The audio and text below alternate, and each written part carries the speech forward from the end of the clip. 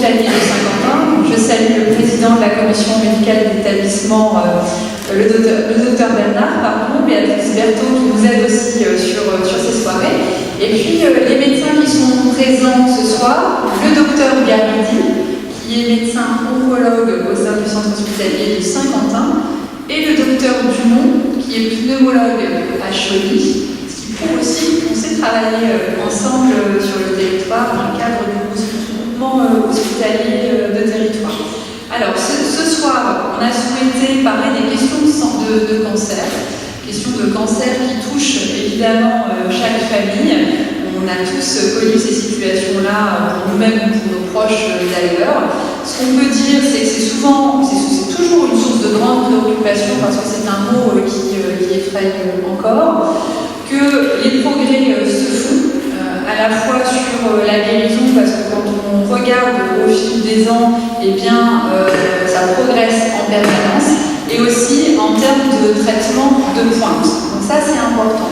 Ce que je voulais aussi dire, parce que mon propos n'est pas un propos médical, évidemment, parce que je n'ai pas de connaissances dans ces domaines, mais qu'un des aspects qui est important pour nous, c'est l'accompagnement des personnes et de leurs familles aussi, puisqu'il y a beaucoup de ressorts psychologiques et que c'est souvent un long parcours quand on subit des traitements. Ça dure pendant de longs mois et on a besoin aussi d'être accompagné. Alors, le centre hospitalier, je pense que vous l'expliquerez, il y a un parcours de soins qui existe, d'accompagnement.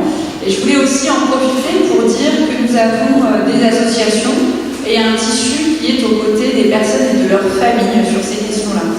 Et je voudrais saluer Marie-Odile Lefebvre, peut-être tu en diras aussi un mot tout à l'heure, qui représente la Ligue contre le cancer, qui apporte un soutien qui est autre auprès des malades et des familles. Et nous avons décidé ensemble de permettre d'avoir une antenne sur le centre social L'Europe au sein de la maison médicale pour que ce soit aussi un lieu qui soit à part que l'hôpital.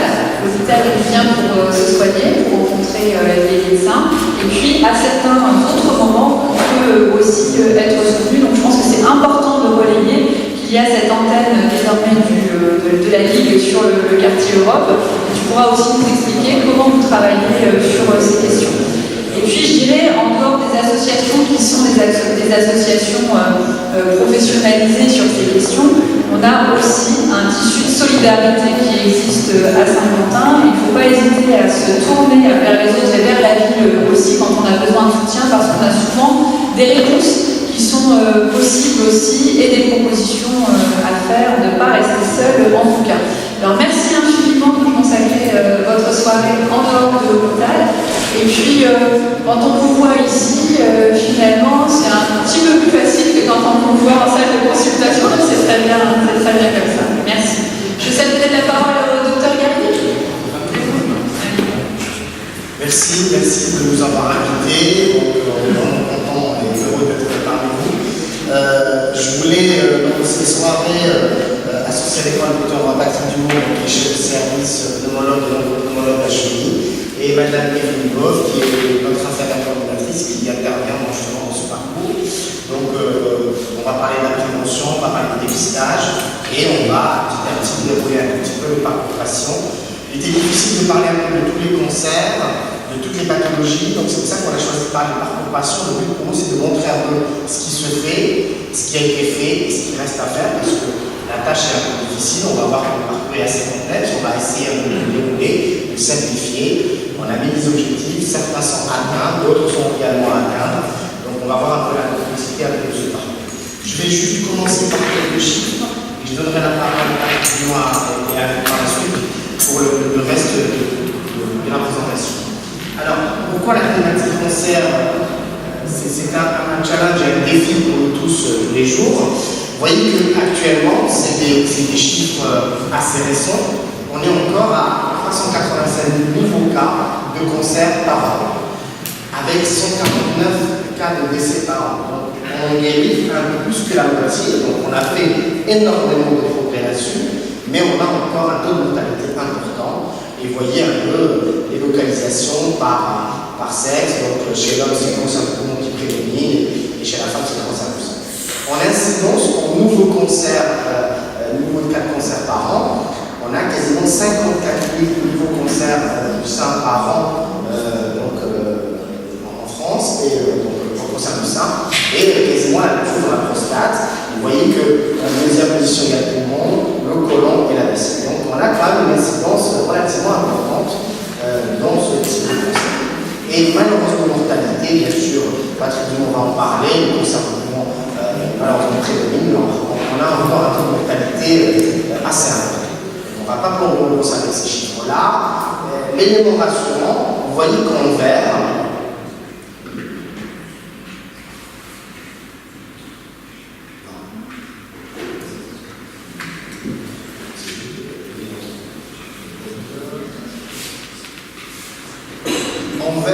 c'est l'incidence, c'est le nombre de taux de cancer par an, et en rouge, c'est le taux de mortalité.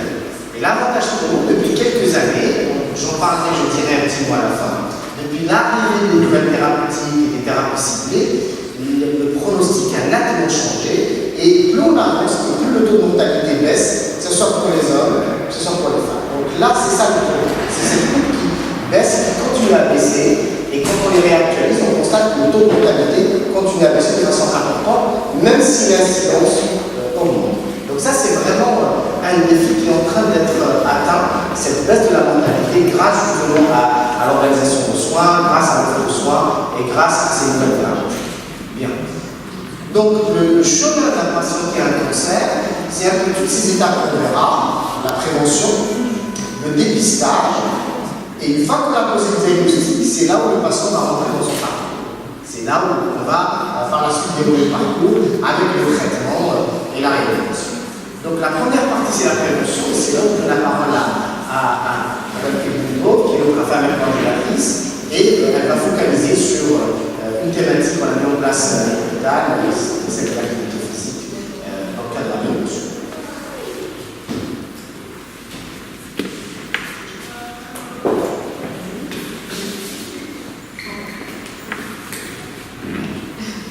Bonsoir messieurs, dames. Donc en fait, il faut savoir que sur tous les nombres de cancers qui arrivent maintenant, les nouveaux cas, on estime que 40% pourraient être évités grâce à des nouveaux comportements. Donc bien sûr, je ne vais pas détailler tous les facteurs de risque, mais seulement les principaux. Et le premier facteur de risque, vous allez le deviner, c'est le tabac. Voilà. Le tabac, c'est un tiers de décès par cancer par an. C'est 45 000 décès donc, par cancer. Donc c'est 80% des cancers du poumon, responsable de 70% des cancers digestifs, de la vessie, il touche. Et je crois qu'en tout, c'est 17 localisations différentes. Donc pourquoi? Parce que la fumée, c'est 7000 substances chimiques, et il y en a 70 qui sont déjà prouvées cancérigènes. Le tabagisme passif, c'est pas un mythe, c'est aussi reconnu. Donc c'est toxique même pour ceux qui ne fument pas, quand ils sont à côté de quelqu'un qui fume. Donc c'est 150 décès par cancer. Voilà. Le deuxième, c'est l'alcool. L'alcool, donc, qui lui est responsable aussi donc, de 15 000 décès par cancer en France, et ça, quel que soit, en fait, dès le premier, en fait, peu importe la quantité, même une faible quantité d'alcool par jour, un verre d'alcool par jour, augmente déjà les risques de développer un cancer. Et puis, il n'y a pas plus d'alcool fort que d'alcool moins fort, puisqu'on parle en dose. Par exemple, un verre de bière de 25 centilitres, c'est une dose d'alcool au même titre qu'un verre de vin à 10 centilitres. On parle toujours en dose. La troisième chose, le surpoids, l'obésité. Donc, le surpoids, l'obésité, c'est un Français sur deux qui est concerné par le surpoids. Alors pourquoi ça déclenche, ça peut provoquer des risques de cancer? Tout simplement, alors certes, le surpoids il est défini avec un indice de masse corporelle, je ne sais sais pas si vous connaissez bien, il faut qu'il soit inférieur à 25. Mais c'est surtout aussi par la composition corporelle et surtout par la présence de graisse abdominale. Pour un facteur santé, il faut prendre aussi en compte le périmètre abdominal qui doit être inférieur à 94 chez les hommes et 80 chez les femmes. Parce que là, on a de la graisse abdominale, c'est l'ennemi pour le corps. Donc ça va créer un stress oxydatif sur les cellules. Et ces cellules-là vont s'abîmer. Et c'est ça qui peut, à long terme, engendrer un cancer. Parce qu'on a un métabolisme qui est différent, ça va créer ce qu'on appelle une insulinorésistance, on va moins consommer ces sucres et notre insuline va être moins efficace. Et là, si on développe une petite tumeur, on a du sucre en présence en permanence qui va activer, en fait, servir de carburant à cette cellule tumorale, et puis notre insuline qui est aussi présente en permanence, qui va agir comme facteur de croissance. Donc au niveau du surpoids et de l'obésité, on a aussi beaucoup, ça favorise quand même beaucoup de localisation de cancer. Donc un facteur sur l'alimentation, on a des choses qu'on doit faire et puis d'autres moins. Alors bien sûr, les fruits et légumes, ça on en parle beaucoup, consommer 5 fruits et légumes par jour. Là je vous ai mis en fait les nouveaux repères nutritionnels qui ont changé là récemment. Mais par contre, on continue quand même de dire de ne pas consommer trop de sel, de faire attention à sa consommation de sel, de ne pas consommer trop de viande rouge. Ils sont quand même généreux parce qu'ils disent moins de 500 g de viande rouge par semaine. Favoriser plutôt le poisson que la viande blanche. Et on évite surtout ce qui est sucrerie, sucre raffiné.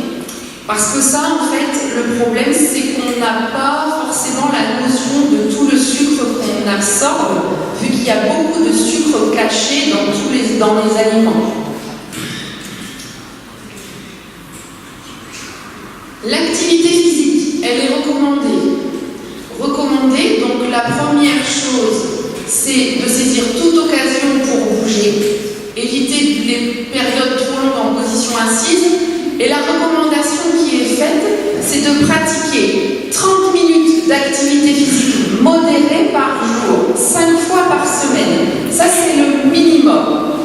J'insiste sur le modéré parce qu'il y a cette notion d'intensité où en fait, vous savez que vous êtes dans le modéré quand votre rythme cardiaque augmente, que votre respiration augmente, mais vous êtes toujours capable de parler. Et ça vous est proprement adapté. Si je vais dire à quelqu'un, une activité physique modérée, va marcher à 5 km/h, oui, peut-être que cette personne-là aura l'activité modérée, va se sentir bien, mais quelqu'un d'autre qui n'est pas entraîné, à 5 km/h, va être complètement aussi ou essoufflé. C'est pour ça que le repère, c'est de pouvoir parler. Donc ça, c'est le minimum, 30 minutes. Pour vraiment avoir un impact sur la santé, il faut passer à 1 heure. 1 heure, 5 fois par semaine. Ensuite, on dira aussi qu'il faut faire du renforcement musculaire, parce que c'est par les muscles que vous allez brûler les calories. Et c'est par les muscles que l'on brûle les calories. Et plus vous avez une masse musculaire développée, même au repos, vous consommerez plus de calories. Et ça aura un impact directement sur le poids, sur le surpoids et sur la composition corporelle.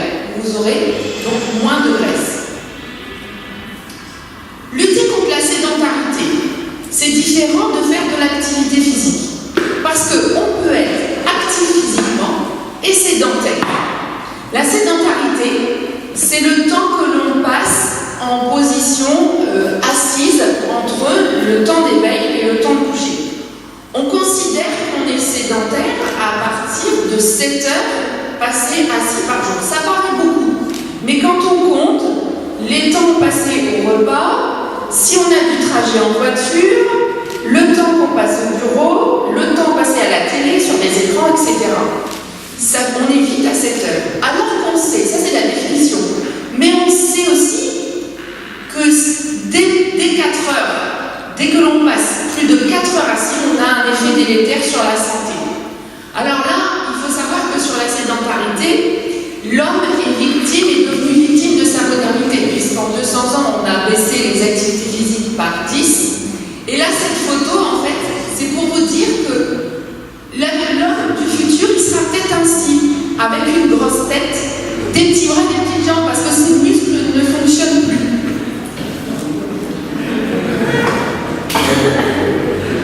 Alors, sur la santé, pour l'activité physique, pour le bénéfice, c'est la concomitance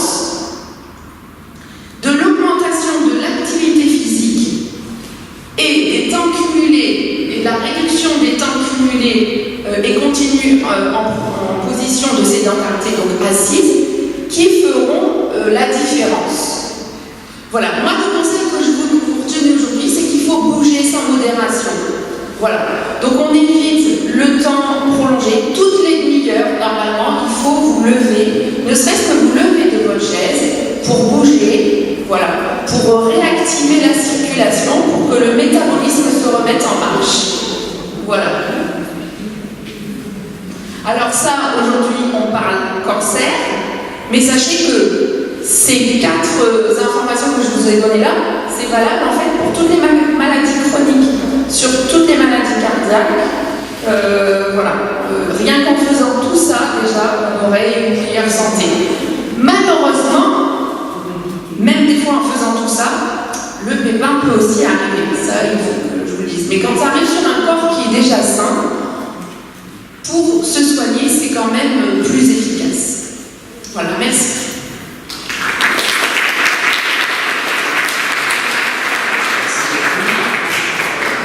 Là, c'est important d'aborder cette thématique parce que là, maintenant, on sait que l'activité physique, elle a non seulement un impact dans la prévention, maintenant, on a confirmé par des études que l'activité physique pendant le traitement améliore la réponse et réduit le taux de mortalité.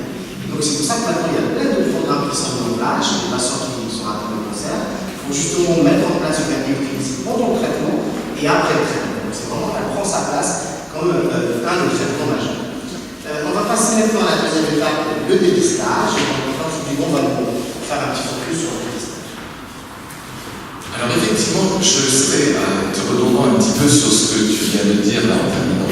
C'est qu'effectivement, vous bougez, vous ne fumez pas, vous avez une activité physique importante, est-ce que vous serez tranquille, est-ce que vous ne ferez pas de cancer? Malheureusement, vous pouvez développer un cancer malgré ça. Donc, on est cette fois-ci à rechercher le cancer. Effectivement, on va vite passer sur les dépistages, et je vais m'orienter plus particulièrement sur le cancer du poumon. Traitement, suivi et accompagnement, c'est l'ENA qui le fera secondairement. Alors, le dépistage, il faut bien savoir, effectivement, il y a certains cancers qu'effectivement, c'est relativement facile de les découvrir. J'ai cité simplement le cancer de la peau, effectivement. Vous l'a dit, redit, le problème du mélanome, c'est-à-dire le grain de beauté qui se modifie, effectivement, ça se voit. Donc, effectivement, la modification d'une lésion, il faut consulter, et dans la tête des gens, effectivement, c'est quelque chose qui est important. Effectivement, c'est bien un cancer, mais le pronostic n'a rien à voir par rapport à d'autres types de cancers. Vous pouvez avoir le cancer du sein, vous savez très bien qu'il y a les mammographies systématiques. Effectivement, quand on a déjà dans la famille des cancers, on sait qu'on a un risque le plus important, l'autopalpation, la visite chez les gynéco, tout ça fait qu'effectivement les dépistages sont quelque chose de bien placé.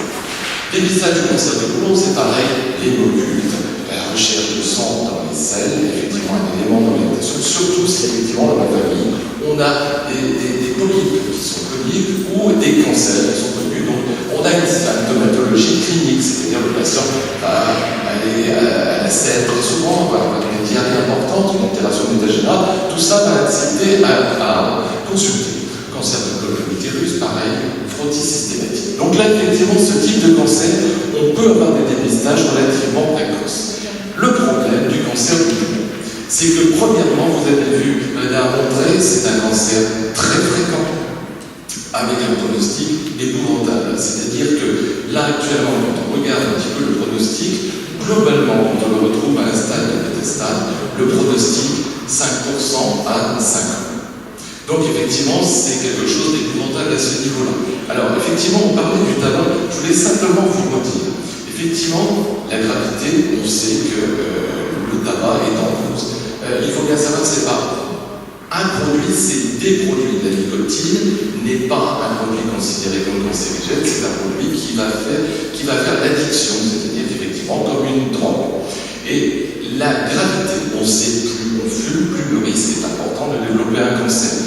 Actuellement, en fait, on s'aperçoit, et des études américaines sont sorties récemment, que même les petits fumeurs, c'est-à-dire à moins de 5 cigarettes, augmentaient le risque de cancer de poumon. Donc effectivement, il faut bien savoir, effectivement, on considère ce que l'on disait auparavant, un paquet par jour, ou fumer par exemple son poids de tabac, c'est-à-dire en gros, le patient commençait à fumer, c'était ça, en fait c'était l'armée, c'était un temps. Et puis en fin de compte, ils avaient le temps de développer leur cancer, parce qu'entre le moment où en fait on a la première cellule qui se développe et l'apparition des signes cliniques, en général il se passe 8 années. Donc effectivement, on se retrouvait à avoir des cancers de poumon qui étaient malheureusement avec des gens qui partaient en retraite, c'est-à-dire à 60.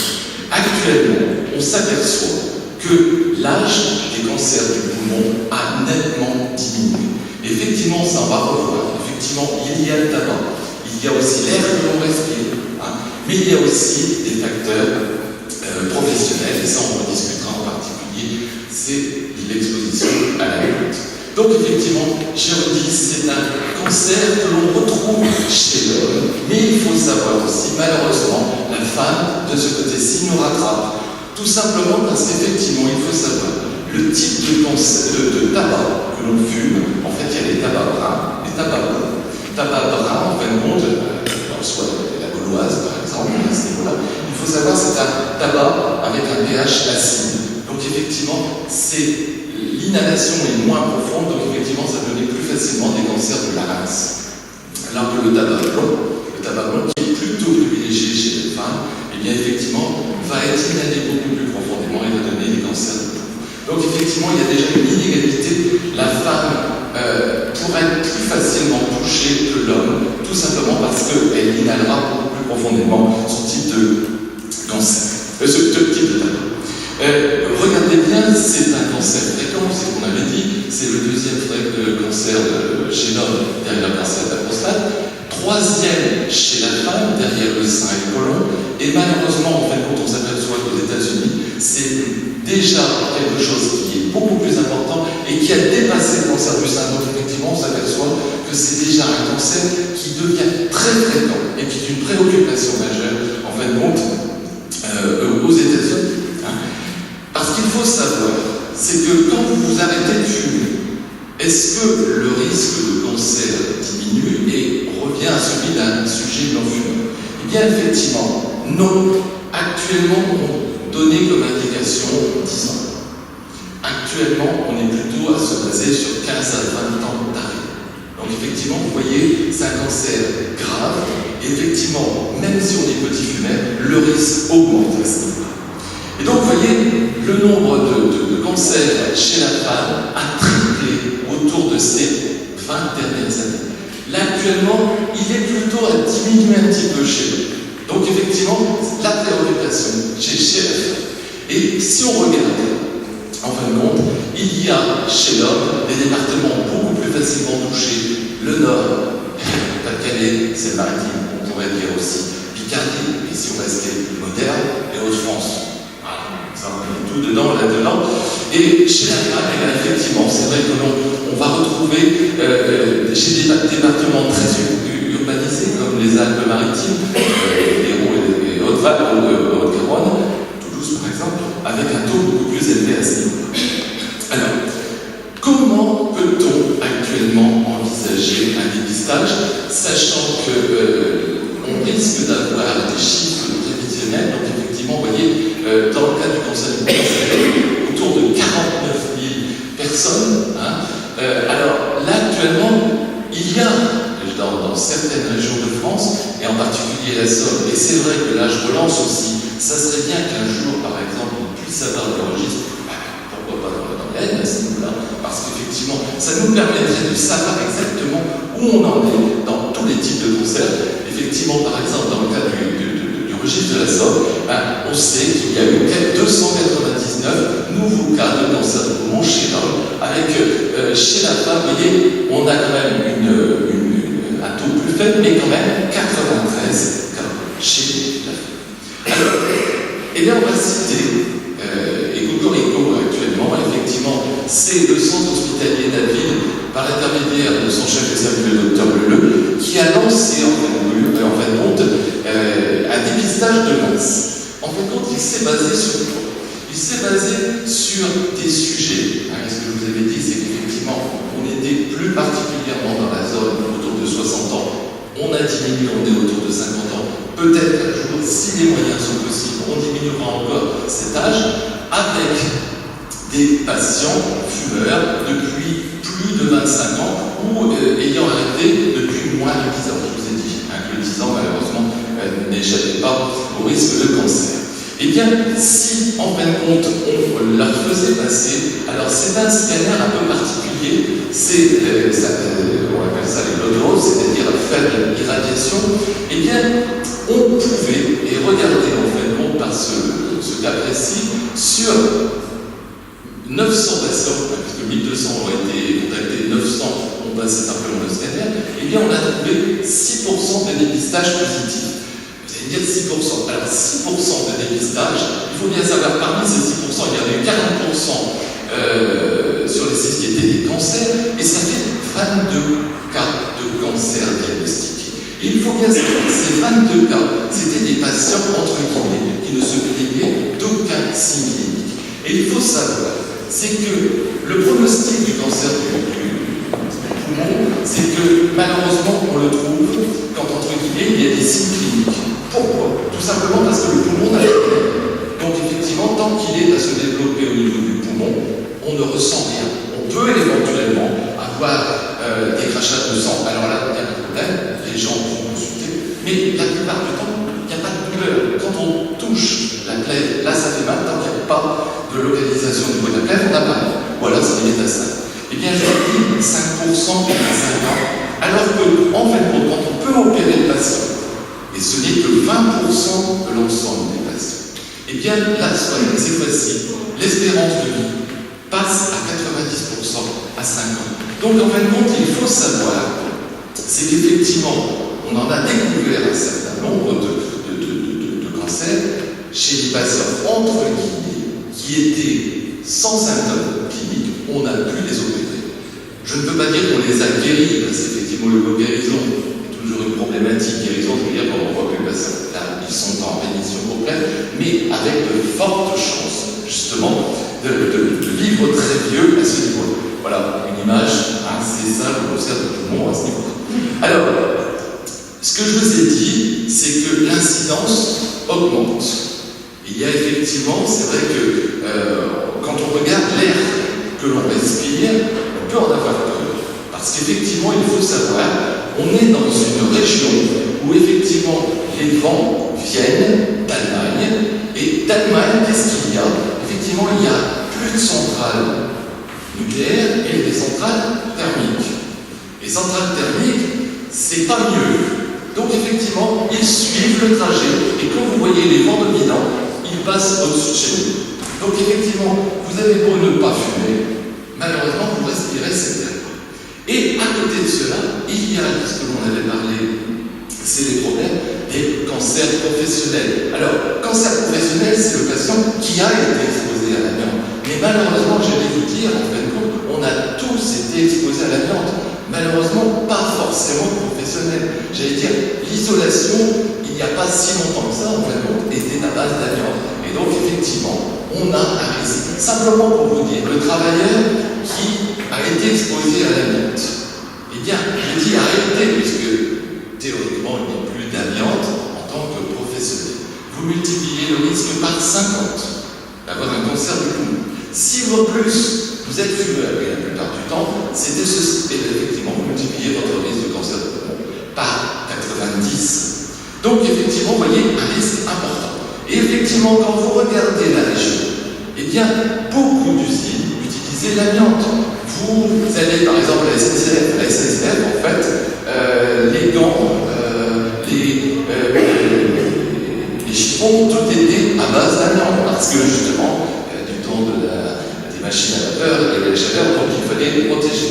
La sidérurgie, donc, tablier, amiante. Donc on a eu une usine aussi de jantes de voitures, d'automobiles à noyaux. Tout ceci, en fait, c'était l'amiante. Donc c'est pour ça qu'on s'est aperçu que l'on avait, en fin de compte, j'allais dire, un risque plus important dans notre région.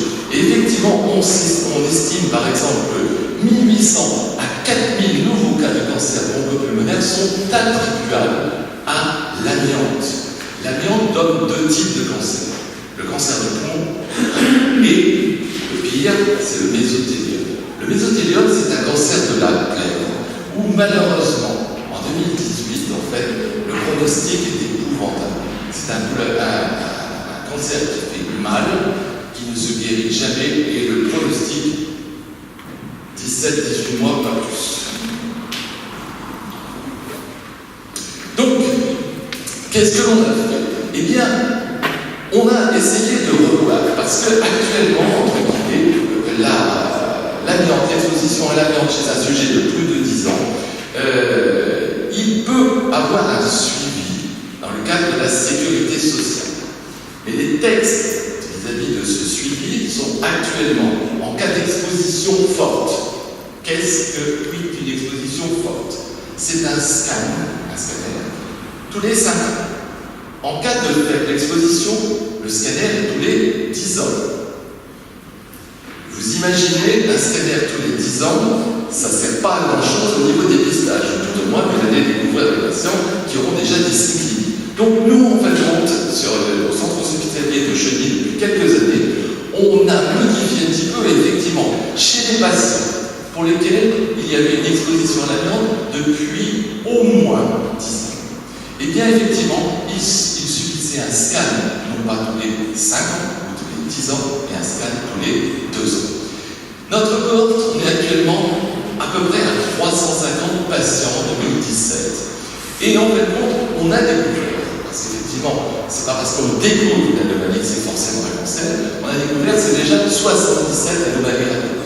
Et parmi ces 77, il y avait 7 cancers bronchiques. 7 cancers chez les patients, je rappelle, qui ne se plaignent d'aucune symptomatologie clinique.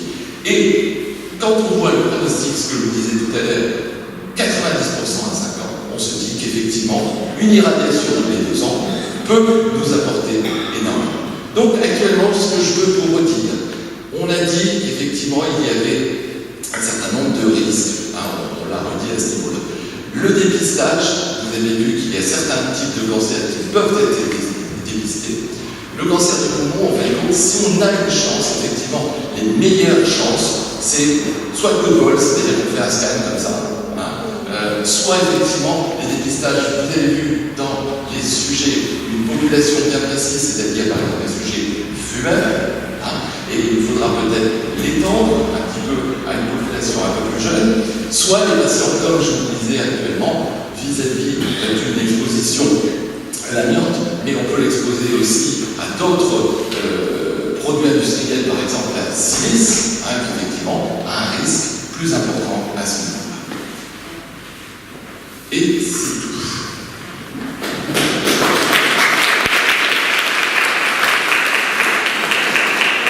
Merci beaucoup. On aura des questions peut-être à la fin de l'intervention, on verra si les questions dans la salle. Maintenant, on va aborder le parcours patient, donc prévention et dépistage.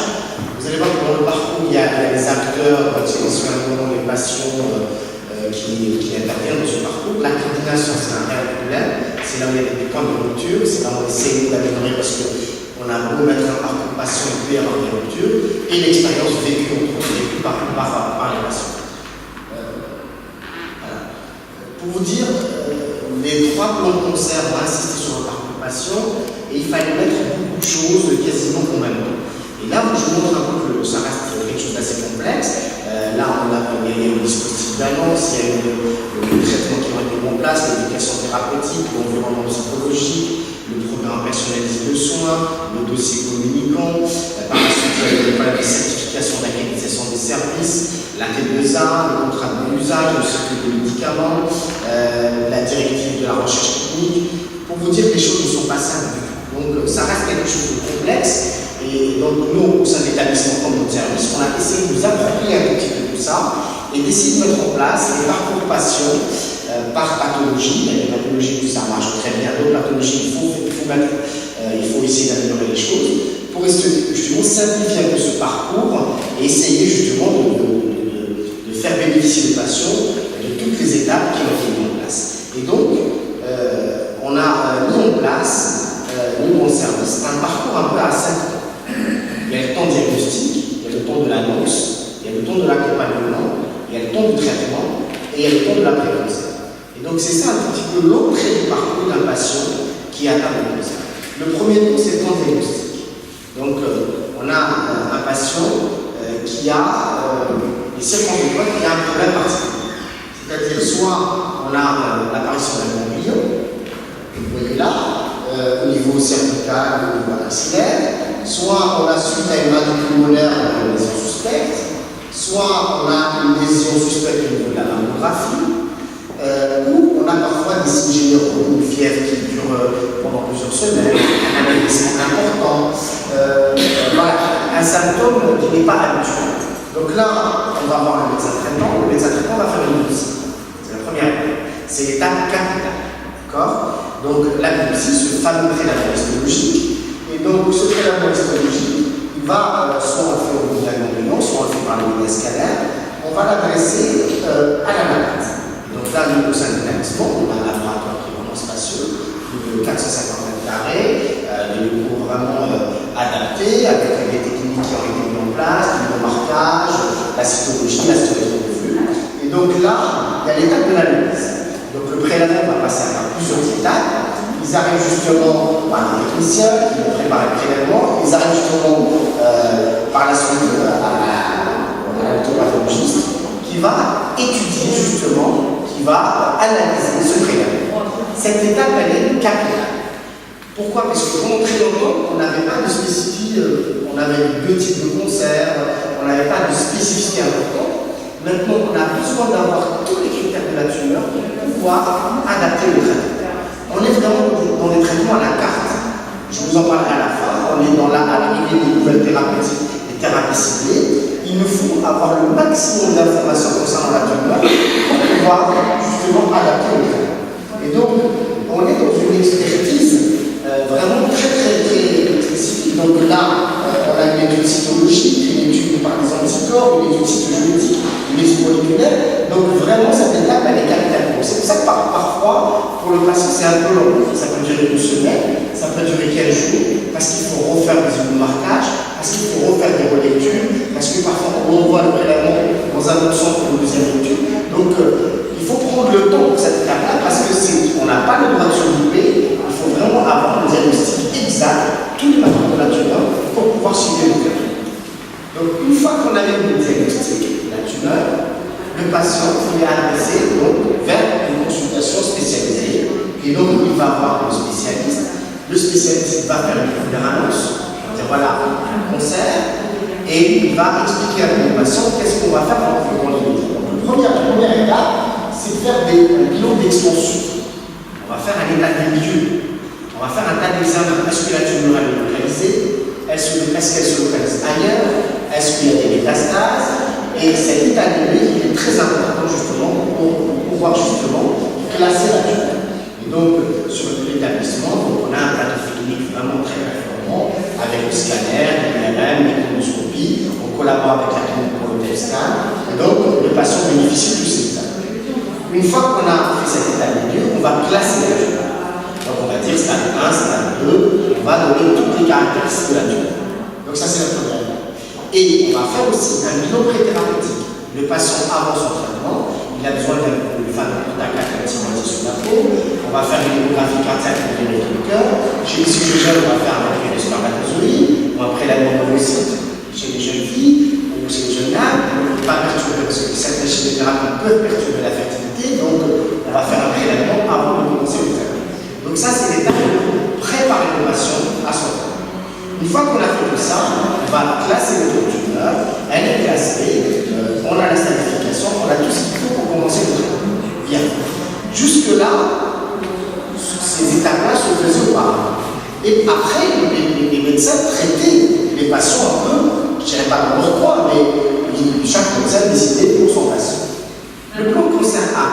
dire, voilà, il faut que ça change. Il faut que ça change, il faut lutter contre ces inégalités. Le but, c'est que le patient qui est traité à Saint-Quentin, ou un patient qui est traité à Paris ou à Reims ou à Bordeaux, ait les mêmes chances. Alors, comment on va faire pour que le patient ait les mêmes chances, quel que soit le centre où il est traité? On va mettre en place des critères. Des critères obligatoires. Il faut que chaque établissement, s'il doit avoir l'autorisation de traiter un patient atteint de cancer, il faut absolument qu'il remplisse ces critères. S'il ne les remplit pas, il n'est pas autorisé. Et donc, si chaque établissement et chaque praticien applique ces critères, et bien vous allez donner cette garantie aux patients pour dire que vous soyez traité ici ou ailleurs, vous allez avoir les mêmes chances de traitement, puisqu'on a vraiment appliqué ces critères l'un après l'autre. Le premier critère, c'est la concertation pluridisciplinaire. On n'a plus le droit de décider seul. On doit justement nous réunir pour décider du traitement. Donc, dans cette réunion, il y a l'allopathe, il y a le chirurgien, il y a le radiothérapeute, il y a l'oncologue, il y a le spécialiste d'organes, il y a le pharmacien. On se retrouve à une vingtaine de personnes à décider pour chaque patient. Donc, c'est une décision collégiale. Donc, sur l'établissement, justement, on traite jusqu'à 1500 de ses parents. Vous voyez comme c'est équipé. Alors, ça, c'est la salle de la RCP avec la visioconférence, puisqu'on a des établissements qui se connectent avec nous, justement, pour réaliser, justement, ces RCP. Vous voyez que là, on a énormément de RCP, c'est vrai qu'il y a notre activité, il y a le problème du suivi médical, il y a la consulte, l'hospitalisation, l'état du jour, et quasiment tous les jours, on a une réunion. Là, aujourd'hui, je sortais, j'étais un peu en retard. Je sortais de la hématologie, il y a une RCP de gastro, il y a une réunion d'oncologie, l'ORL, la pneumo, la gynéco. On vient de mettre en place l'oncodermatose, ça fait partie des projets d'établissement pour développer l'oncologie de la radiologie, qui se met en place également, la RCP du stérotaxie. Donc voilà, tous les jours, il y a quasiment une RCP qui se met en place. Il fallait aussi renforcer l'équipe médicale. On a beau avoir un plateau technique, il faut avoir des médecins d'arrière. Donc, cette photo, c'était quand on était jeune et beau, et donc, il y a 6 oncologues, il y a des spécialistes d'organes qui ont la qualification en cancérologie, maintenant on l'exige, c'est un diplôme spécifique pour le premier pneumo et le gastro-entérologue, on a 3 radiothérapeutes, et on a des chirurgiens qui ont la qualification en cancérologie. Donc, on a une dizaine de chirurgiens qui ont la qualification. Donc là, il fallait aussi essayer d'être attractif. Donc, ça, c'est un challenge, c'est un défi pour essayer d'être attractif pour les nouveaux arrivants, pour justement pouvoir renforcer l'équipe médicale. Bien. Une fois qu'on a fait tout ça, on arrive à l'annonce. Le dispositif d'annonce, c'est la nouveauté. Avant, la consultation d'annonce était assurée par le médecin seul. Maintenant, il y a les infirmières qui interviennent. Donc, on est vraiment dans un dispositif. Donc, il y a la première étape, c'est la consultation médicale. Où là, on va annoncer aux patients la maladie, le traitement qu'on va lui faire. Mais par la suite, on a l'intervention des infirmières. Elles sortent un tout petit peu du côté technique et elles vont justement contribuer à l'annonce, elles vont aborder de nouveau l'annonce avec le patient, avec des termes différents. Les patients vont oser avec l'infirmière, ils vont poser plus de questions. Et donc là, c'est la deuxième étape. Audrey, j'ai laissé ta photo, hein. Tu as quitté le service, mais j'ai laissé ta photo, il y avait des infirmières du service. Et donc, les infirmières interviennent justement avec les aides-soignants et elles vont justement reprendre. Et c'est une étape très appréciée par les patients. On arrive à la mettre en place sur l'hôpital du jour. Dans les services, on a du mal, toujours le travail du paramédical. Mais cette étape, c'est une étape clé pour le patient. C'est là où l'infirmière reprend avec le patient un peu toutes les questions qu'on n'a pas compris. Parfois, dans le jargon médical, on utilise des termes, on ne comprend pas trop. Donc, cette étape, elle est vraiment très très longue. Bien. Quand je dis toujours qu'il n'y a pas de recette miracle pour avancer, on a tous appris un peu sur le tas. C'est le vécu du médecin, c'est ce qu'il a appris. Annoncer une maladie grave, c'est jamais simple. Il y a des ingrédients, l'écoute, vraiment choisir les mots, prendre le temps. Vraiment, l'annonce, normalement, pour faire une bonne annonce, c'est une demi-heure, 3 quarts d'heure. On se pose, on est dans un bureau, pas dans un couloir, pas au téléphone, et vraiment se poser. C'est pas évident, c'est pas simple, c'est pas fait à chaque fois, ça c'est vraiment une autocritique, mais il faut qu'on arrive à ça. L'annonce, vraiment, il faut un temps dédié à cette annonce. Avant d'aborder le reste, toi qui participes à l'annonce, est-ce que tu veux, je te donne le droit, est-ce que tu veux parler de ton expérience sur ton aspect paramédical? Alors, certes, on va reprendre des explications. C'est c'est sûr qu'à l'annonce, quelquefois le patient n'a plus rien. Au bout de 3 informations, c'est fini. Donc en fait, ça nous permet de refaire le point et surtout aussi d'évaluer les besoins du patient. Parce que la maladie, elle va probablement bouleverser beaucoup de choses. Donc, ne serait-ce qu'au niveau financier, savoir s'il y a besoin d'aide à mettre en place par rapport aux traitements qui vont être faits, s'il y a besoin d'accompagner. Enfin, je pense surtout quand on a des personnes âgées, isolées, on fait un point sur les besoins, savoir si ce sont des personnes entourées ou pas. Et dans ce cas-là, après, on déclenche les soins de support, peut-être l'assistante sociale. Après, ça peut être la diététicienne, d'autres choses. C'est déjà ça. Merci. Donc, une fois qu'on a fait cette étape d'annonce, on est sur le patient, il est traité sur des référentiels. Là aussi, on ne va pas écrire un protocole, c'est des protocoles qui sont validés au niveau national, au niveau international. Donc, on va vraiment décider à l'XCP de traiter le patient selon des référentiels détaillés. Les nouveaux avec le plan cancer, c'est qu'on va remettre un patient un plan personnalisé de soins. C'est-à-dire qu'il faut que le patient puisse se projeter sur les 6 mois à venir. Pas dire, bon, on va tout traiter, on verra. Une fois qu'on finit l'annonce, normalement, et ça, c'est pas fait tout le temps, c'est pas fait partout, et ça, on se doit de le faire, c'est vraiment un critère obligatoire. Et donc, le patient, sans lui donner de date, mais c'est par exemple dans les 6 mois qui viennent, il va avoir une cure par mois, et on va faire un scanner dans 6 mois avec une consultation radiothérapie. Ça permet aussi au patient de se projeter dans le mois. C'est quelque chose de capital pour le patient. Pas dire on va faire une cure et on verra en allant. Il faut que le patient ait au moins un programme dans les 6 mois qui viennent. Donc c'est l'intérêt de ce plan personnalisé de soins avec tous les référents, justement. On leur donne donc ça depuis 4 jours, un livret avec les référents où le patient peut jouer. Bien. Les soins de support. Et donc une fois qu'on a mis en place le traitement, il a eu la consultation d'annonce. Là, on va faire intervenir. On arrive au temps d'accompagnement, le 3e temps, et donc là, c'est les solutions.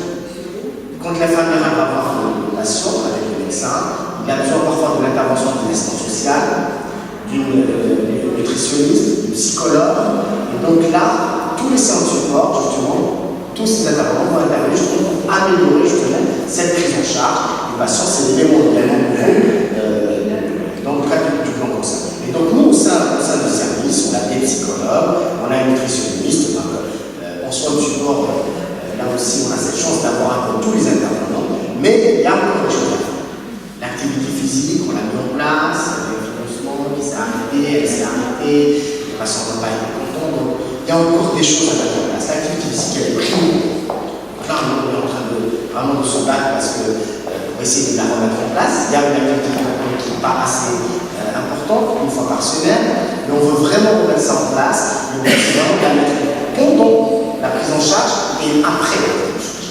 Donc ça c'est quelque chose, c'est un des objectifs qu'on va atteindre. La socio-éthicienne, en collaboration avec la Ligue, on a la chance d'avoir une intervention 2 fois par mois. Le but c'est vraiment, c'est qu'elle est très appréciée par les patients. C'est vraiment un image de soi, quand la société intervient, elle fait des soins pour les patients, on a des retours très positifs.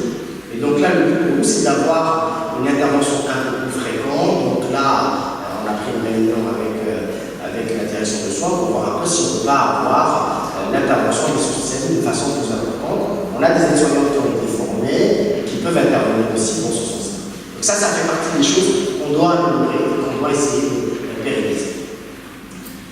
Et surtout, pendant cette étape de traitement, l'articulation avec là aussi, c'est une autocritique qu'on n'a pas été bon, parce que il arrivait tard, le médecin qui envoyé le patient, on a fait déjà 3 cours de chimio, il n'avait pas l'information.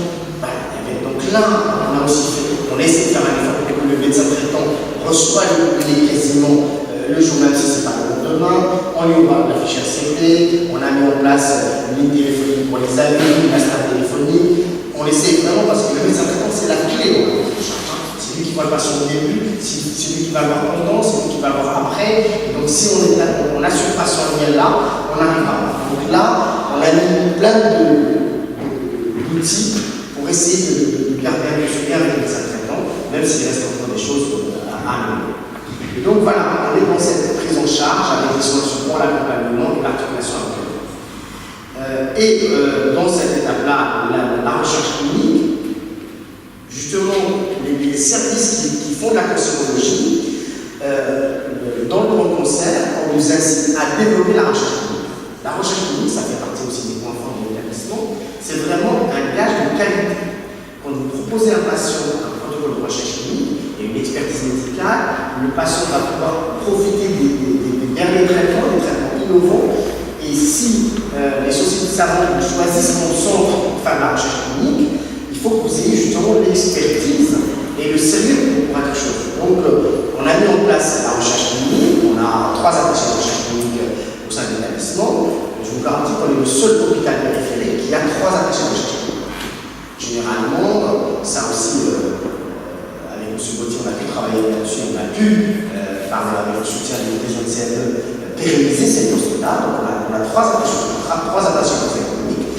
Et donc, ce qui a permis aussi de dynamiser notre recherche clinique. Et humblement, on est vraiment dans la région du Cap, le premier centre périphérique qui fait autant de protocoles de recherche clinique juste après le CHU. Et donc, pour vous montrer, on a mis en place un conseil de recherche clinique. Vous voyez que ARC s'est attaché de recherche clinique. Avec le retournement des ARC, on arrive actuellement à quasiment 300 patients incluant les protocoles et plus de 75 protocoles ouverts.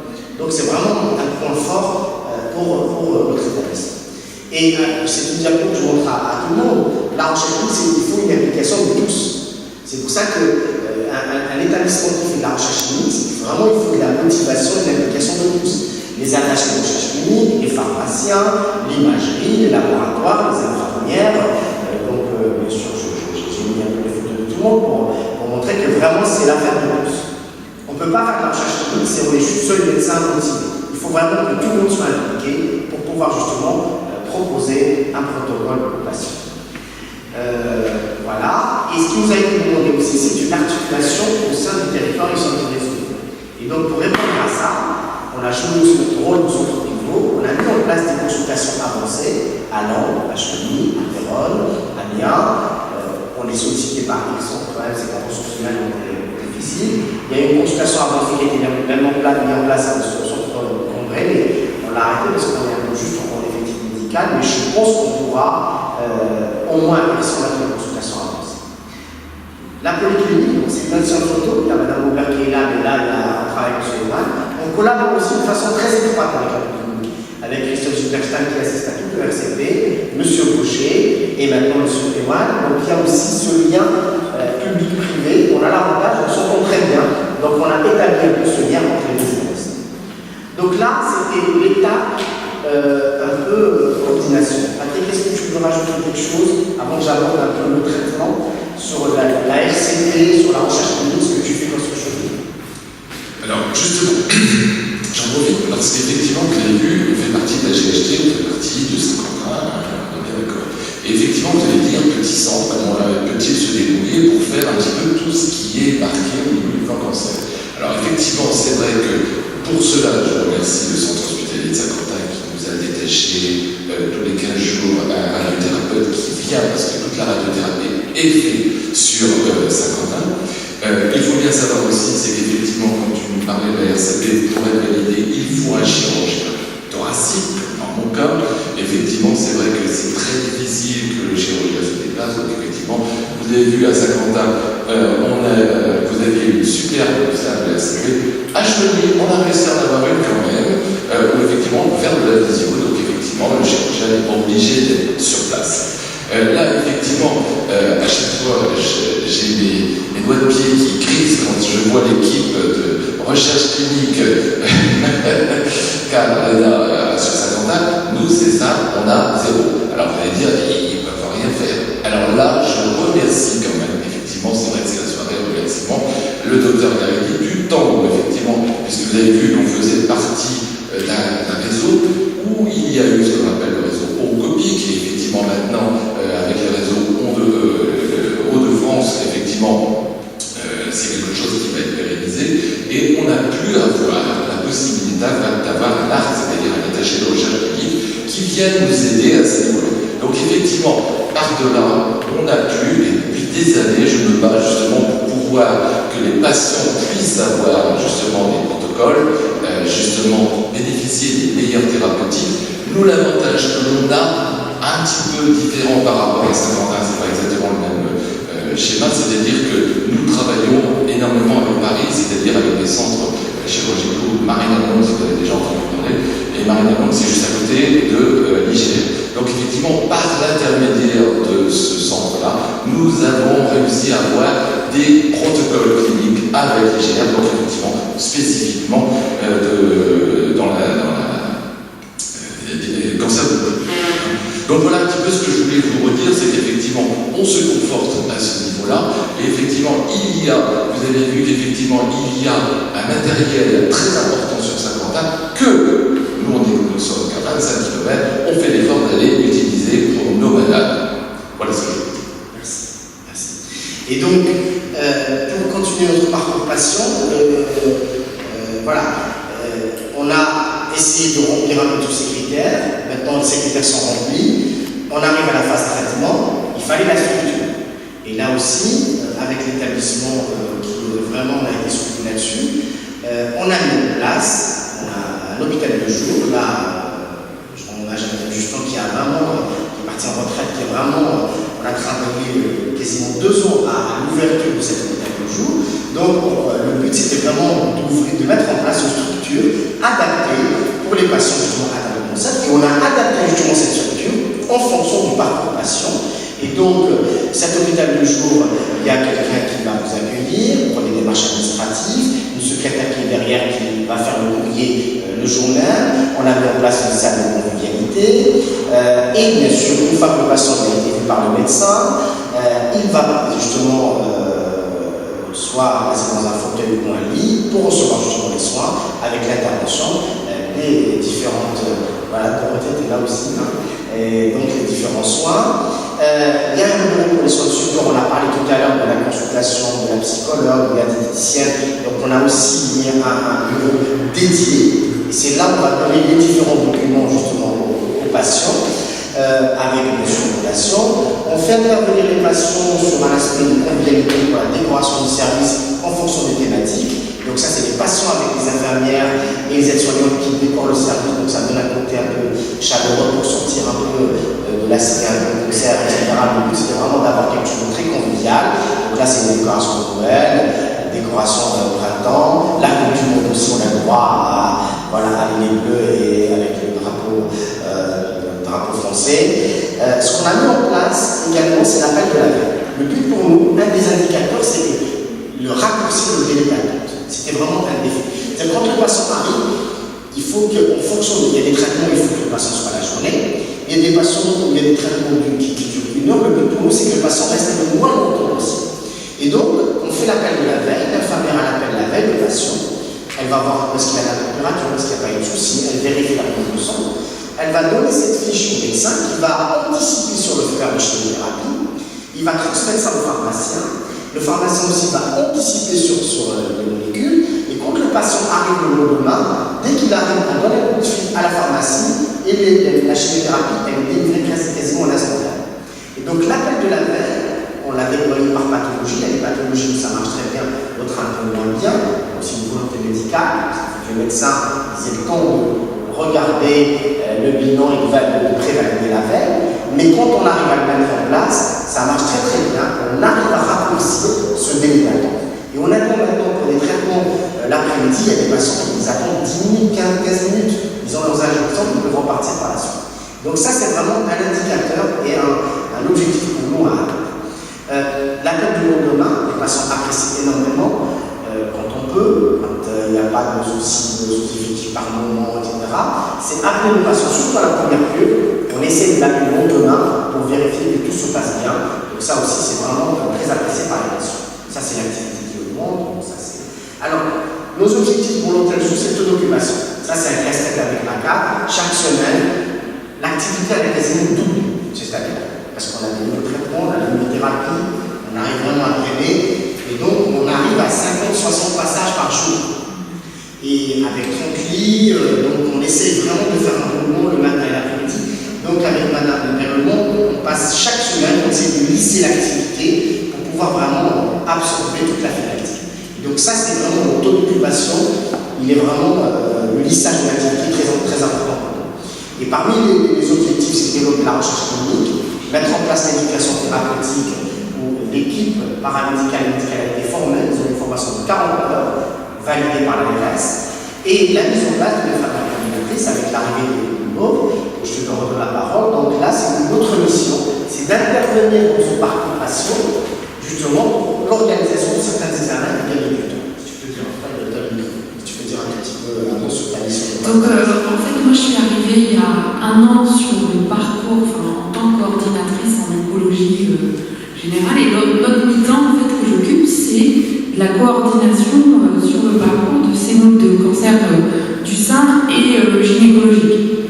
Donc, j'avais un peu cette expérience depuis 4 ans, mais là, ça change de tout, parce que l'ampleur, le défi est énorme, il faut mettre tout en place. Alors, en fait, mon rôle, moi, je me définirais déjà comme personne ressource. Personne ressource en premier pour les patients et leurs familles. Et puis, aussi personne ressource pour les équipes médicales et paramédicales. Parce qu'il faut savoir que le parcours patient, quelquefois, il peut être complexe, où il faut veiller au bon déroulement. Et puis, on n'a pas toujours les personnes n'ont pas toujours les informations en temps voulu pour pouvoir avancer. Et donc, on me sollicite à ce moment-là pour dire vérifie ça, surveille ça, est-ce que tu peux. Voilà.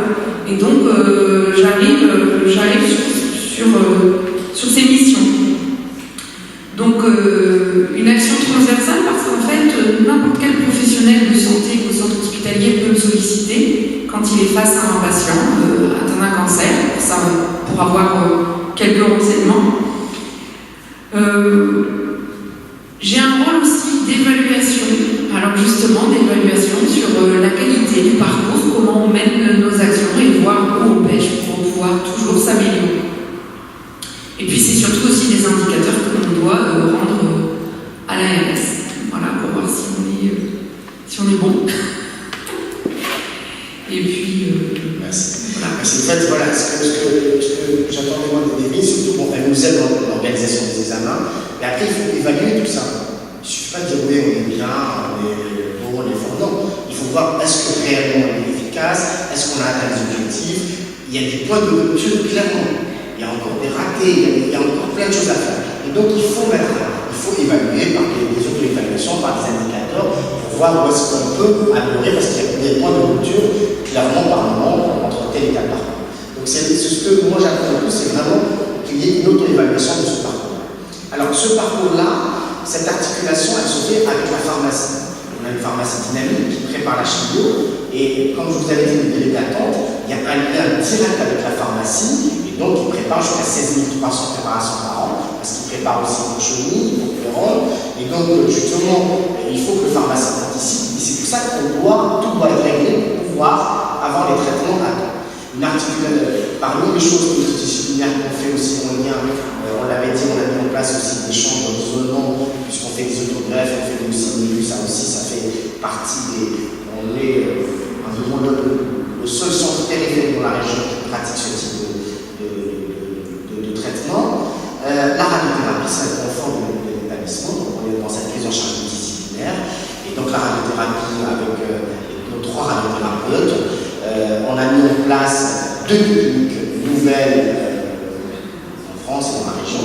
La stéréotaxie, on sort de la radiothérapie classique, on va vraiment éradier une tumeur avec une dose forte, courte durée, et on est dans l'inframédiatique. Donc on est vraiment dans des territoires vraiment très ciblés. Donc ça c'est la stéréotaxie.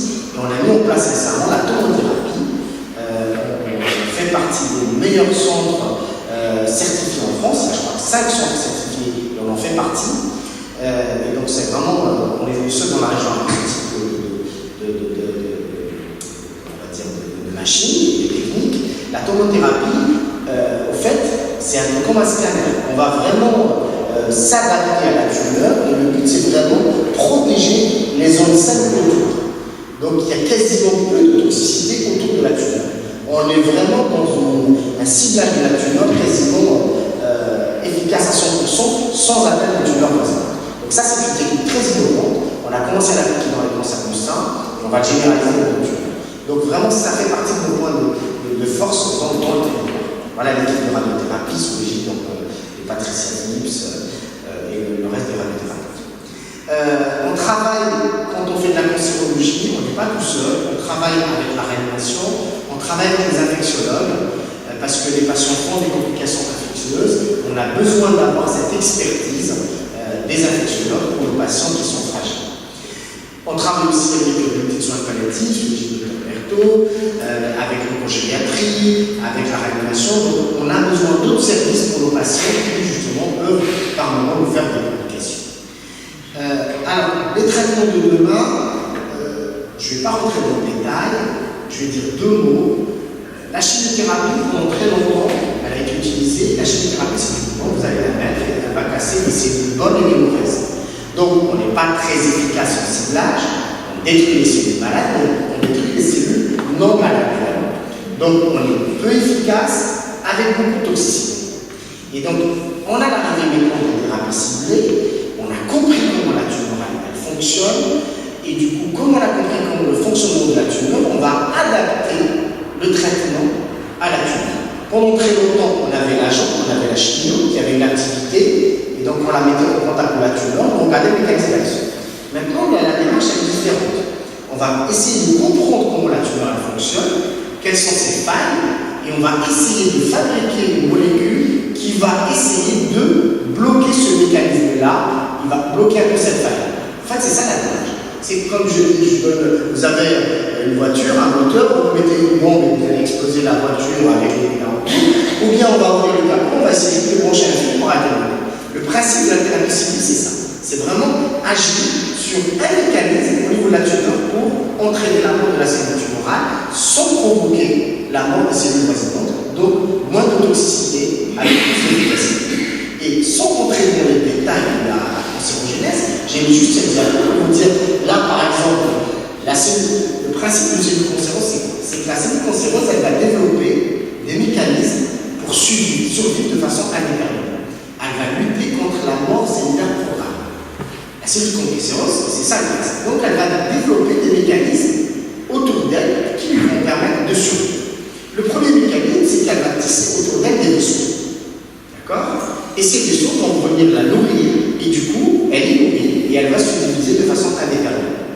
Le deuxième mécanisme, elle va développer à sa surface des récepteurs, et ces récepteurs vont lui permettre d'avoir des signaux, et ces signaux vont lui permettre de se diviser. Troisième mécanisme, elle va développer plein de protéines à l'intérieur, des mécanismes, qui vont donner un signal au noyau, et le noyau va permettre la division. En fait, elle va développer plein de petits stratagèmes comme ça, qui va lui permettre de se diviser et de résister à la mort. Et donc, la thérapie ciblée, on va agir sur ces étapes. Ces fameux vaisseaux qui entourent la tumeur, ce qu'on appelle la néangiogénèse, on a maintenant des molécules qui vont les inhiber. Et donc, si la tumeur n'a plus ces vaisseaux autour, elle n'est plus nourrie, elle va mourir. C'est les inhibiteurs de la néangiogénèse, comme l'avastin. D'accord? Ça, c'est un des mécanismes. Le deuxième mécanisme, par exemple, les anticorps monoclonaux. La cellule tumorale, elle exprime à sa surface des antigènes. On a un anticorps monoclonal qui vient, qui se fixe spécifiquement, qui va reconnaître cet antigène. Une fois qu'il se fixe, il va provoquer la destruction de la cellule. Il va provoquer la mort. Troisième mécanisme, très basique, c'est l'immunothérapie. Je vais donner la parole à Patrick après, parce que là, c'est la nouveauté. Alors, je vais vous le faire simple. Hein. Là, c'est la cellule cancéreuse. La cellule cancéreuse, elle va se connecter, cette cellule-là, elle est censée détruire la cellule cancéreuse. Donc la cellule cancéreuse, qu'est-ce qu'elle fait? Elle va se connecter, c'est comme une prise que vous mettez dans un bouton. Elle va se connecter avec cette cellule-là, elle va la rendre inactive. Elle ne va pas la laisser agir. Donc la cellule qui intervient dans l'unité, qui est censée détruire les cellules bizarres qu'elle gère, elle ne peut pas agir, elle est inhibe. On a des petites protéines, là, qui vont empêcher la cellule cancéreuse. Vous avez une prise, vous enlevez le pont, vous mettez un cache, donc vous ne pouvez pas mettre votre prise. Et c'est le même principe. On va mettre une petite protéine là, et donc la cellule cancéreuse, elle ne pourra pas se connecter avec cette cellule-là, et donc cette cellule immunitaire, elle est active, et elle va jouer son rôle de détruire la cellule cancéreuse. Ça, c'est la nouveauté, ce qu'on appelle les anti-PD-1, et ça a complètement bouleversé la prise en charge, et maintenant, en cancérologie, on ne fait que des thérapies ciblées. On fait 2 ou 3, on les associe au fonctionnement mécanisme. Et du coup, on a une toxicité qui est différente, mais qui est nettement moins importante qu'une chimiothérapie, c'est-à-dire la chute de cheveux, la leucine, etc. Et du coup, on est beaucoup plus efficace avec moins de toxicité. C'est l'arrivée justement de l'immunothérapie. Patrick, tu peux dire un mot sur le cancer du poumon, ce que ça a apporté justement cette immunothérapie.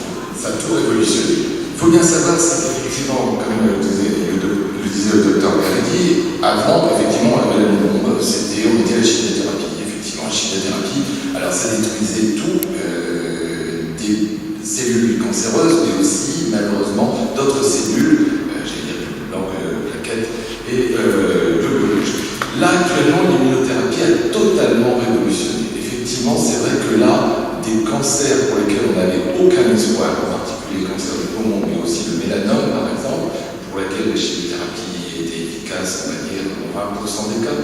Donc, effectivement, là, ça a totalement révolutionné. Il faut bien savoir, c'est vrai que je parlais du partenariat, j'allais dire, au sein de l'hôpital, mais effectivement, c'est important que les infirmières de ville, les médecins traitants soient au courant, parce qu'effectivement, tout a été révolutionné, en particulier au niveau des effets indésirables.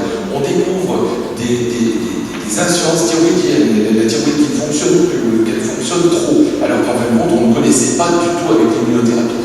Mais actuellement, c'est ça qui est génial actuellement au niveau cancérologie. Vous avez vu les thérapeutiques ciblées.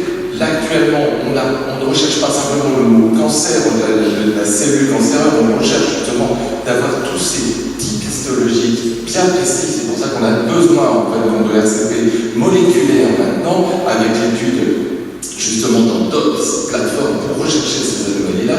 Effectivement, la problématique, ça sera l'argent, parce qu'effectivement, tout ceci, quand on voit l'explosion de ces thérapeutiques, malheureusement, il y a une explosion monétaire à ce niveau-là, mais ce qui est génial, effectivement, je redis génial, l'immunothérapie a totalement révolutionné. Les patients sont en hôpital le jour, ressortent, pas de toxicité, ou très peu de toxicité, et surtout très adaptable vis-à-vis des patients. Merci Patrick. Et dernière chose pour vous dire, parce que c'est un coup, on arrive à la fin. Là, il y a ce qu'on appelle les carticelles. Vous avez entendu parler de ça. Les carticelles, c'est quoi? C'est on prend les lymphocytes des patients, on va les modifier, on va les réinjecter, et ils vont aller détruire la tumeur. C'est un coût, 300 millions. D'accord? Mais on était dans des maladies incurables, et les gens, ils ont une perfusion, ils sont guéris. Et donc, là, on les fait chez des patients qui vont chuter, etc. Mais bon, ça a un coût, mais quand on amortit peut-être le coût global d'une chimio de quelqu'un de plusieurs lignes, des hospitalisations, vous faites cette séquence-là et vous obtenez un pourcentage élevé de la guérison.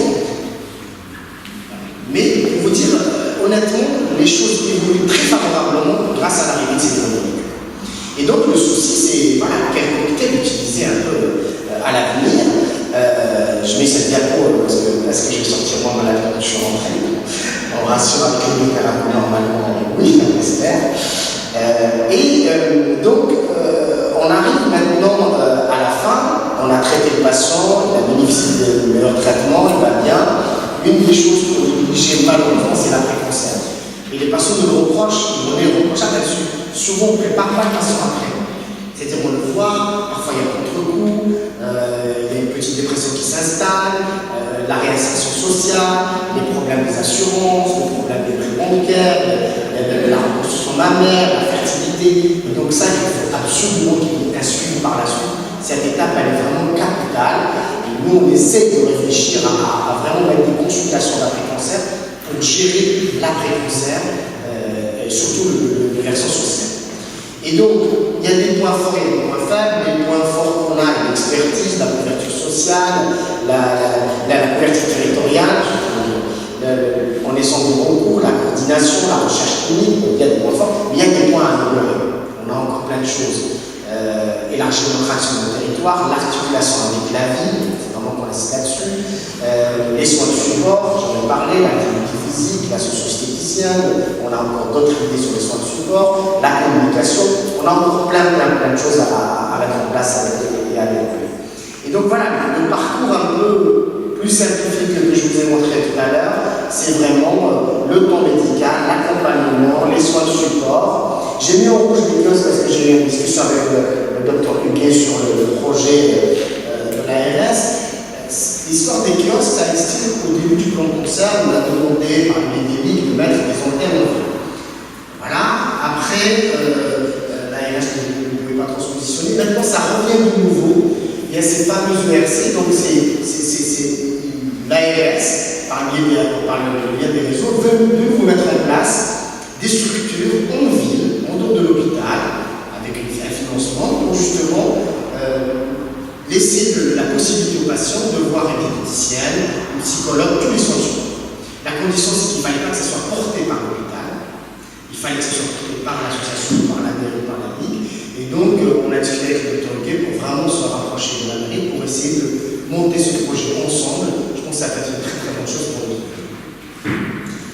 Voilà, donc le but, c'est vraiment une prise en charge dans tout ce parcours patient. Je vous remercie, s'il y a des questions.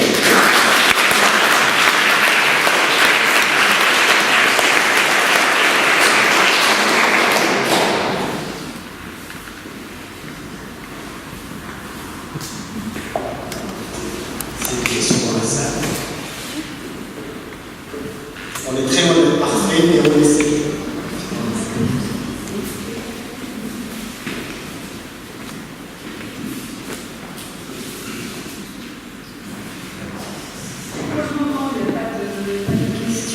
Je voudrais vous remercier parce qu'on apprend toujours beaucoup de choses au travers de ces soirées.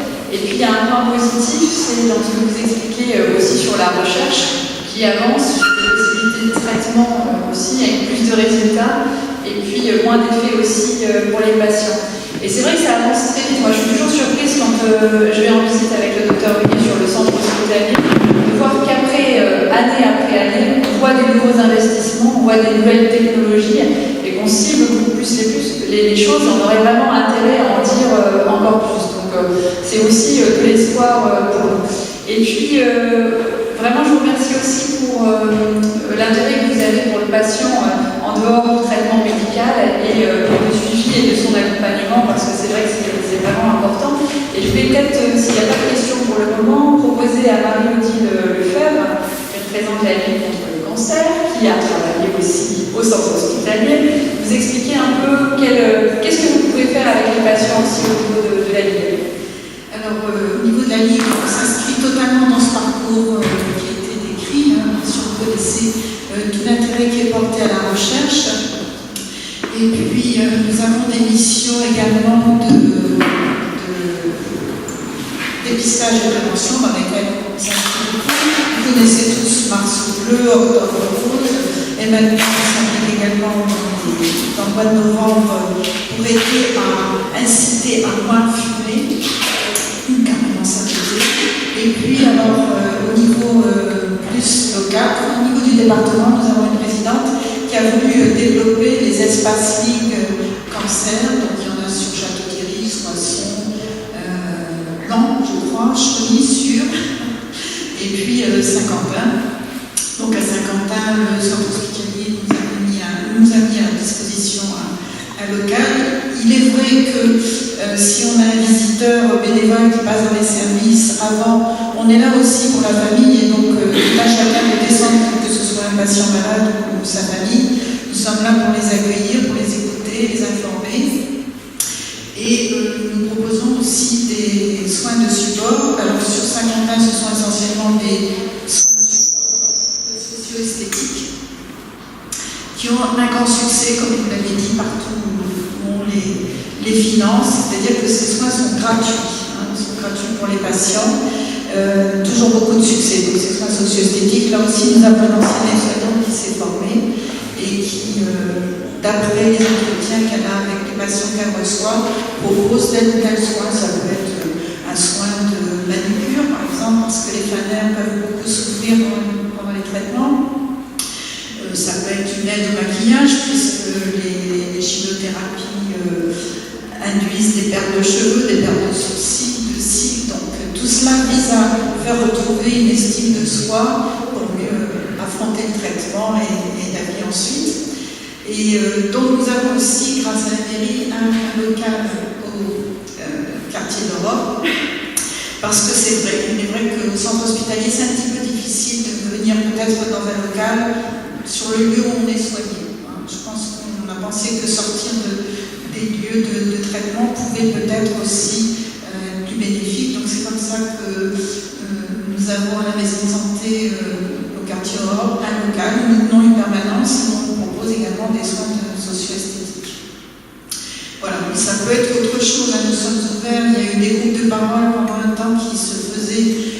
Ils sont pas connus le plein. Enfin, ils ont peut-être eu du succès à un moment donné, mais maintenant il s'avère que ça a moins d'intérêt. Donc nous sommes ouverts à toutes les propositions. Nous finançons aussi de l'activité physique adaptée, les fameux APA. Alors là, je ne sais pas honnêtement quel est le problème sur le centre hospitalier. Et puis, qu'est-ce que nous faisons d'autre? Alors, en dehors de ça, au niveau de prévention, oui.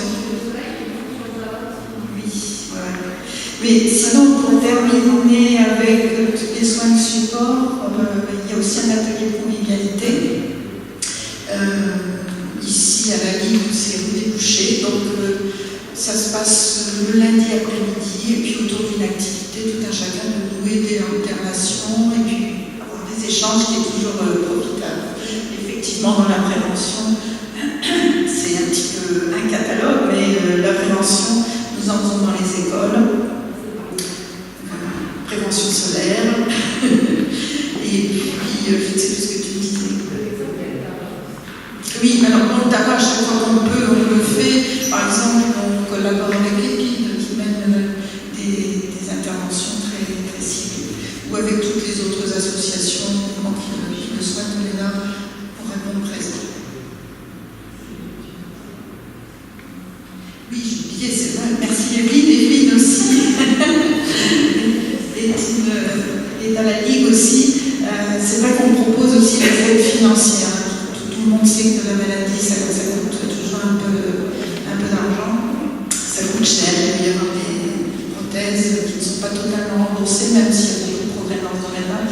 Donc il y a la possibilité d'avoir des aides financières par la Ligue. C'est un dossier qui est monté par l'assistance sociale pour s'assurer que tous les critères sont bien remplis, mais c'est aussi une aide que nous proposons. Voilà, je crois que j'ai fait le tour.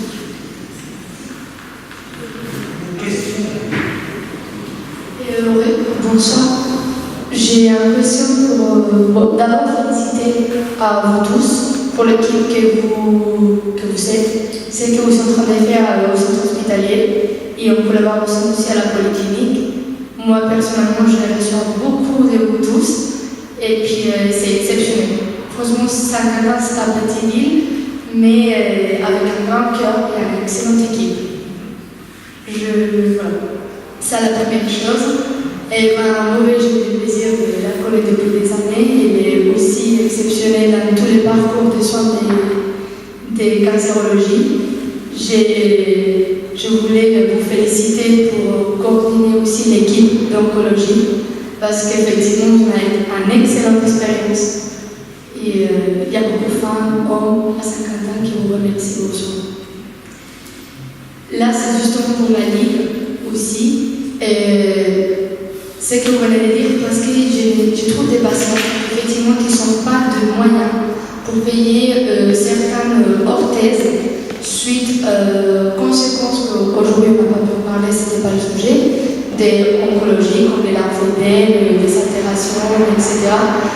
Et il ne faut pas vous les envoyer parce qu'il y a des styles de bondage ou des matériaux spécifiques. J'en parle à certaines de mes patientes, soit ils sont pas sûrs d'arriver avec vous, mais à niveau, en ville, on ne connaît pas vraiment comment on pouvait aider à ce type de patientes pour qu'ils puissent s'adresser vers vous, si au cas où ils ont besoin vraiment de ce type de parcours, des soins complémentaires, on dirait. Voilà, oui.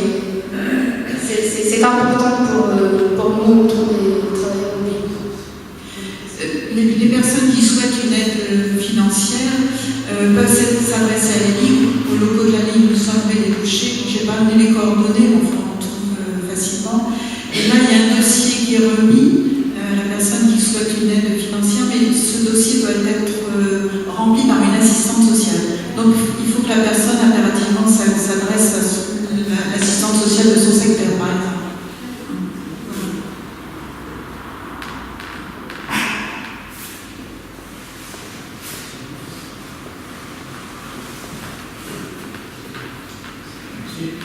Je suis Rodero, moi je suis tranquillement vers 84 ans et il y a à peine un peu plus de 2 ans, ou un peu moins, j'ai eu la désagréable surprise lors d'un examen d'un contrôle de PSA d'avoir un PSA de 52-25.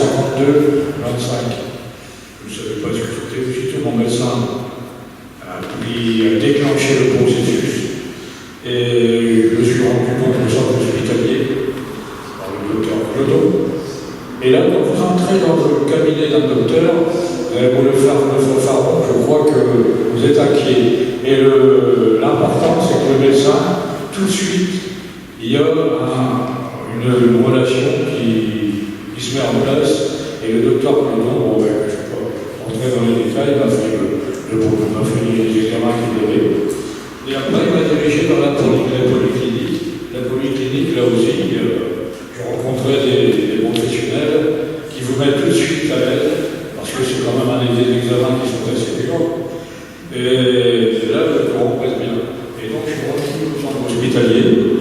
Après, j'ai eu des grains d'or, le processus. Et donc, j'ai eu affaire au docteur Belkir. Et là aussi, le docteur Belkir, c'est quelqu'un avec qui on peut discuter et poser des questions. Parce que je crois qu'un patient qui ne pose pas de questions, le médecin ne peut pas être à l'aise. Et moi, j'ai posé beaucoup de questions, j'ai eu beaucoup de réponses. Et j'ai eu 34 séances de radiothérapie. Et là, je peux vous confirmer qu'au centre hospitalier, le personnel en radiothérapie, c'est un personnel formidable. Parce que quand vous entrez dans cette pièce-là, vous êtes complètement déshabillé. Et là, on va se demander ce qu'on va vous faire. Ça dure 10 minutes. Et ce personnel-là a été convivial, souriant. Tout de suite, on a été mis à l'aise. Et là, je suis quasiment guéri. Là, je suis rencontré le docteur Belkir dans peu de temps. Et même le docteur Belkir, là, j'ai qu'un traitement au médecin, j'ai eu des piqûres dans le. Et là aussi, mon épouse était à mes côtés. Et le médecin aussi vous parle des problèmes qu'il va y avoir avec les piqûres d'hormones. Et là, comme je suis sportif, je fais du vélo. J'ai eu une infection de glandillon. J'avais une jambe qui était de plus de 4 cm plus grosse que l'autre, c'était très douloureux. Et grâce à des copains, j'ai un ami qui est à côté de moi ici, et j'ai fait du vélo. Et donc, grâce à tout ce personnel, tout ce monde, j'ai réussi à surmonter. Et là, pour le moment, tout va bien. C'est pour ça qu'il faudrait dire que le cancer fait peur. C'est vrai, c'est un grand mot, c'est un mot qui vous frappe à la figure. Mais une fois qu'on est pris en charge par des médecins, comme on a au centre hospitalier, ça ne peut qu'aller bien.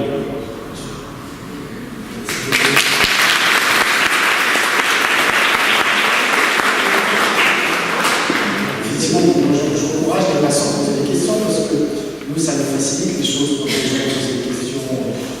Le problème dans l'annonce, c'est qu'il y a des patients qui se protègent, ils n'osent pas. Enfin, il y a des patients qui ne veulent pas savoir. Et donc, nous, on commence à avoir une annonce, on explique, c'est marqué. Si le patient ne réagit pas à une question, souvent, moi personnellement, je n'insiste pas à la première consulte, on revoit le patient parce que chacun a sa façon de se protéger.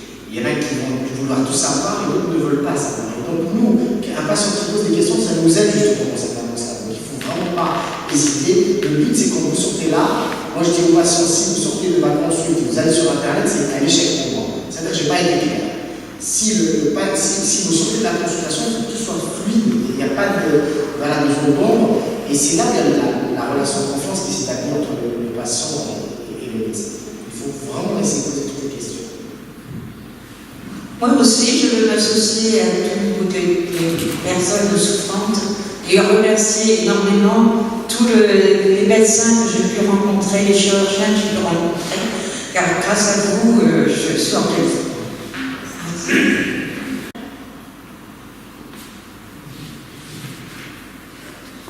Quelques dimanches le soir. Quelques dimanches. Ah, ça fait plaisir. Ça fait plaisir parce que c'est aussi source d'encouragement pour les personnes qui sont encore en traitement et qui ont besoin aussi de ce soutien et qui vivent des moments qui ne sont pas faciles. Donc, et nous, on a toujours plaisir à découvrir en détail tout ce qu'on peut faire au niveau du centre hospitalier de Saint-Quentin. Moi, je vous dis toujours, c'est pas suffisamment connu.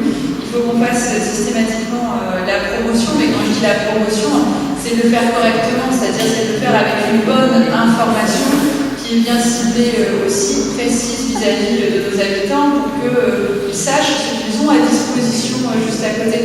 Et vous aviez raison tout à l'heure, c'est vrai que sur les informations, c'est toujours difficile de coordonner et de tout diffuser, donc on doit l'avoir tout le temps en tête pour assurer les relais. Alors c'est vrai que si on a un projet de kiosque à l'avenir qui serait cofinancé, je pense, par l'ARS et par la région, ça nous permettrait d'être sans doute plus visible sur des aspects qui sont peut-être moins médicaux, mais dans l'accompagnement de la vie quand on est malade ou après également. Donc on va essayer de construire ça. Alors en tout cas, s'il n'y a pas d'autres questions, moi je voudrais remercier infiniment les personnels du centre hospitalier présents, monsieur le médecin aussi de Chauny qui a fait la petite route pour venir jusqu'à nous. Et puis merci pour la mission que vous faites, c'est une mission qui n'est pas toujours facile. Et merci pour votre engagement auprès des Saint-Quentinois.